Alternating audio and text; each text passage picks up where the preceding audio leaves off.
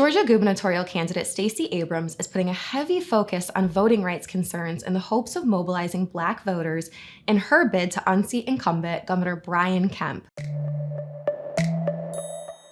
Abrams' leadership committee has held multiple events in the Peach State aimed at Black voters and that hit Kemp over allegations of racially targeted voter suppression. Abrams, who has trailed Kemp in recent polls, is hoping to turn out Black voters and other minority voters, a key voting bloc she needs in order to secure the governor's mansion. But she's also encouraging voters to show up for early voting, something that could help to fight voter suppression tactics, says Democratic strategist Antoine Seawright. Early voting will help build momentum ahead of Election Day, said Seawright. It will also give the campaign time to reach out to those who haven't shown up for voting just yet. But Adrian Jones, a Morehouse College professor of political science and director of the Historically Black College's pre-law program, added early voting also lets the Abrams campaign get ahead of voter fraud claims. While many have claimed voter suppression to be underway around the country, Abrams' emphasis on early voting is particularly important in Georgia, said Seawright. Quote, "There's been an oversized effort to suffocate and suppress the votes of perhaps the most consequential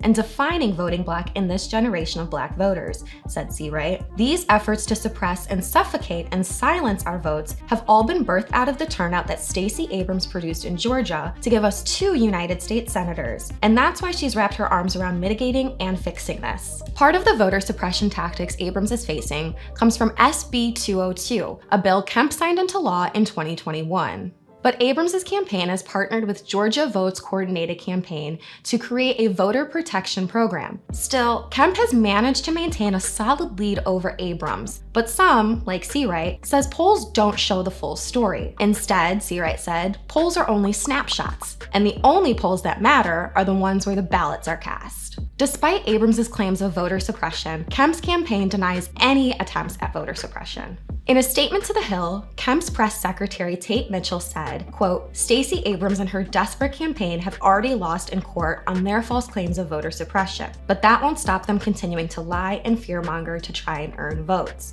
Thankfully, Georgia voters are seeing through this garbage and rejecting Stacey Abrams' radical agenda for our state."